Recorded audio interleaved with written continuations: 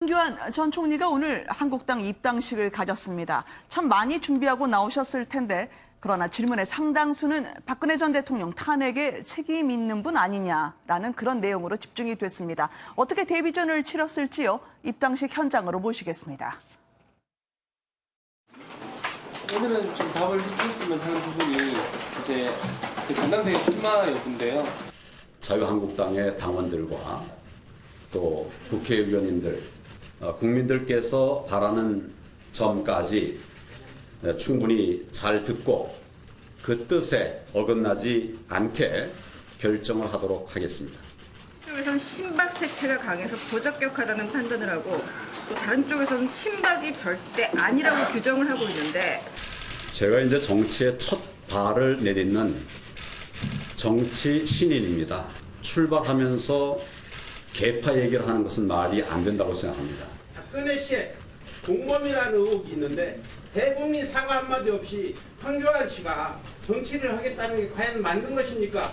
지난 정부에서 마지막 총리를 지낸 사람으로서 국가적 시련으로 인해서 국민들이 정말 심려를 가지시게 한 점에 대해서는 제가 참으로 송구스럽게 생각을 합니다.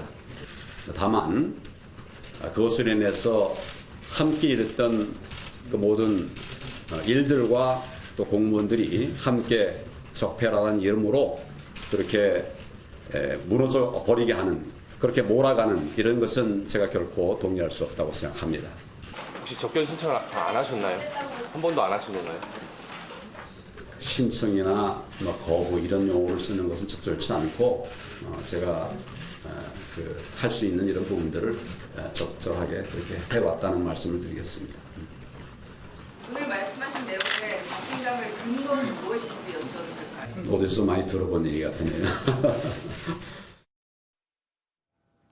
어떻게 들으셨습니까? 이 탄핵을 묻는 질문에는 통합으로 답하고요.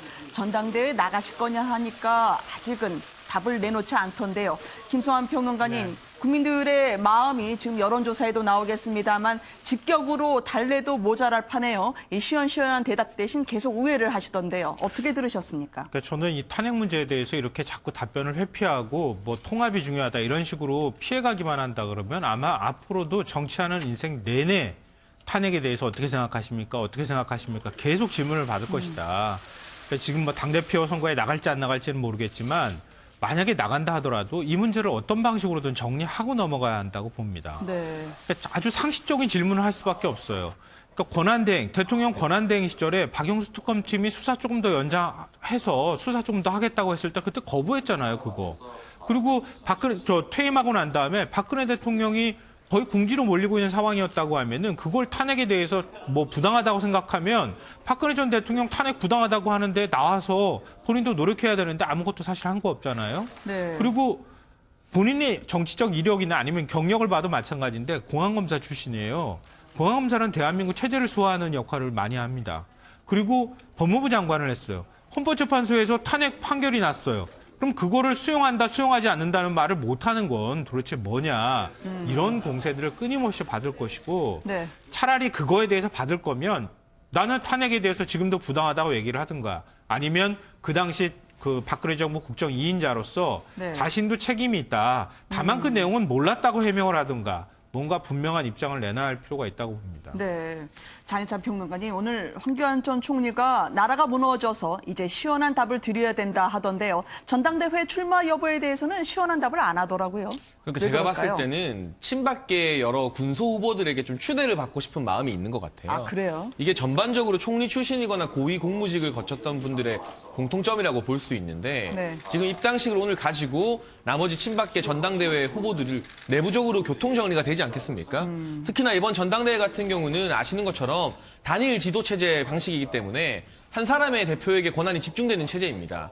따라서 집단 지도체제 형식의 선거라면 많은 후보들이 최고위원이라도 되려고 선거에 뛰어들겠지만요. 네. 단일 체제의 선거에서는 어차피 한 사람밖에 당대표가 될 수 없기 때문에 내부적으로 단일화나 이런 논의들이 좀 빨라지는 측면이 있습니다. 그래서 아마도 당선이 어렵다고 생각되는 친박계 당대표 후보들로부터 단일화 추대를 받으면서 뭔가 좀 그럴싸한 모양새를 갖춘 다음 전대 출마 선언을 하고 싶어 한다. 그런 모습이 보여지는데 오늘 사실 뚜렷하게 입장을 정리한 게 하나도 없어요. 탄핵 관련해서도 모호한 답변이 나왔고 네. 전당대회 출마 관련해서도 모호한 답변이 나왔습니다. 근데 저는 이런 식의 태도가 과연 제대로 된 정치 방향이냐. 지금 벌써 친박계 내부에서도 황교안 전 총리를 견제하는 목소리들이 하나둘 나오고 있거든요.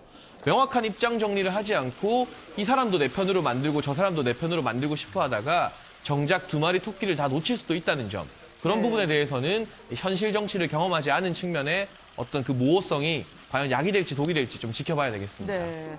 여론조사를 전해드렸습니다만 물론 얼마든지 바뀔 수 있는 국민 마음입니다만 황교안 전 총리 그리고 홍준표 전 대표에 대해서는 오히려 당권 도전 안 하는 게 낫다라는 반응이 더 많습니다. 정치인으로 변신하면 이런 것도 돌파하고 가셔야 되는 거 아닌가요? 근데 왜 저 주장이 맞으시다면 그냥 밥상을 받으려고만 하시는 걸까요? 그러니까 지금 조금 전에 우리가 쭉 황교안 전 총리 얘기를 들어봤는데요. 그러니까 네. 발언 속에 미세먼지가 아직 꽉 끼어 있죠.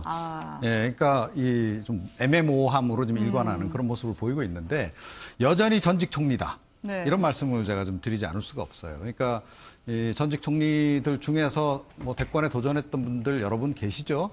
그런데 그분들과 관련해서 그동안 계속 이제 이 전문가들이 지적을 많이 했던 것은 결정적인 대목에서 이 결단을 잘 못 내린다. 이런 지적을 많이 해왔거든요. 네. 그래서 실제로 지금 뭐 전직 총리 가운데서 자력으로 이렇게 대통령에 오른 분도 또 없습니다.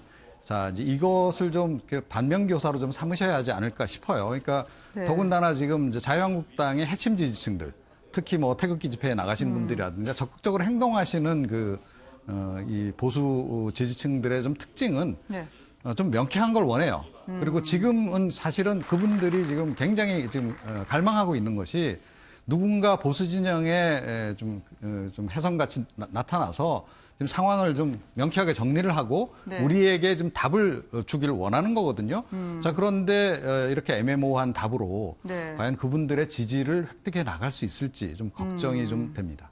모래바람 이야기 나온 김에 모래시계 저를 찾아주세요라고 하는 분이 홍준표 전 대표가 아닐까요? 이분 이 실수를 두려워하지 않는 정치의 전형을 보여주신 분인데 황교안 전 총리 좀 걱정된다. 이 정치인 변신 호락호락하지 않을 텐데 라는 우려 섞인 뉘앙스의 말을 했습니다. 잠깐 들어보도록 하시겠습니다. 네, 황교안 전 총리님 이제 입당하시는데 혹시 좀 어떻게 생각하시는지. 정당에 입당하고 탈당하는 것은 자유죠. 대표님, 나는 큰 의미를 부여하지 않습니다. 대표님은 출마하실 생각 있으십니까? 많은데. 그런 것을 이 선자리에서 길거리 인터뷰에서 말해주리라고 생각했습니까? TV 홍카콜라 때문에 거기에 온 정열을 쏟고 있어가지고 뉴스를 지금 볼 시간이 별로 없습니다. 그래도 난 밖에서 어떻게 보실 때 하는지 잘 어떠신지. 몰라요. 일단 쉽지 않을 텐데라는 식으로요. 훈수 비슷한 이야기를 하셨는데 장희찬 평론가님 구체적으로 어떤 뜻이었습니까? 그러니까 입당하는 것 자체가 한국당 측면에서는 어쨌든 흥행 카드 하나가 더 들어온 것이기 때문에 나쁘지 네. 않지만요. 전대 출마에 관련해서는 이 현실 정치가 그렇게 녹록하지 않다는 의견을 살짝 내비치는 겁니다. 네. 또 어떻게 보면 황교안 전 총리는 정치인 출신이 아니지만 본인은 현실 정치에서 산전수전을 다 겪었기 때문에 사실상 내가 더 낫지 않느냐 이런 말도 한 것 같은데요. 홍준표 전 대표 같은 경우는 오늘 30일 출판 기념회, 본인의 출판 기념회에서 전대 출마 여부를 결정한다고 알려져 있습니다. 네. 그러나 지금과 같은 구도에서 홍준표 전 대표가 출마했을 때 저는 굉장히 힘든 결과를 받아들일 가능성이 높아 보입니다. 왜냐하면 한국당 당원들의 마음은 뭐 개파가 사라졌느니 마느니 해도 결국은 범친박과 범비박으로 나눠져 있는데 홍 전 대표는 정치를 하면서 네. 친박도 적으로 돌렸고요. 지금 비박과도 사이가 좋지 않습니다. 네. 그러니까 굳건히 본인을 지탱해 줄 수 있는 핵심 지지층이 없는 상황에서 유튜브를 즐겨보는 그러한 일반적인 팬들의 지지만으로 전당대회라는 험준한 산을 돌파할 수 있을 것인가. 네. 그 부분 회의적이기 때문에 실제로 홍 전 대표가 출마하면 그 순간 정치적 인생이 끝나는 거 아니냐는 목소리들이 많거든요. 그래서 현실적인 부분만 고려한다면 저는 이번 전당대회에 홍 전 대표가 출마하지는 않고요. 하태경 의원 말처럼 2등하기도 어려운 상황이기 때문에 이 재보궐이나 다음 총선에서 본인의 어떤 정치적 재기를 노릴 가능성이 높지 않을까 그런 전망들이 힘을 얻는 것 같습니다. 하태경 의원은 홍준표 전 대표에게 남 걱정하실 때가 아니다라는 취지로 이야기를 하던데요. 국민 마음 이게 좀 돌아서게 하려면 어떻게 해야 될까요? 글쎄요, 이제 국민 마음보다는 홍준표 전 대표 같은 경우에는 이제 결정적인 이제 단점이라고 한다면 당내 조직 기반이 약한 거죠. 아, 네. 본인이 이제 대표 시절에 그래서 어떻게 보면 이제 친홍계를 구축하기 위해서 애를 많이 쓰긴 했는데 그렇다고 해서 친홍계를 그럼 많이 이렇게 확대시켰느냐? 그렇지도 네. 못했다라는 겁니다. 그리고 여전히 지금 뭐 자유한국당의 주력구는 이제 친박계인 상황이라는 거죠. 네. 그리고 비박계 내에서 그렇다고 해서 홍준표 전 대표가 그러면 모든 비박계를 다 아울러서 이 친홍계로 만들었느냐? 그렇지도 못했다라는 거예요.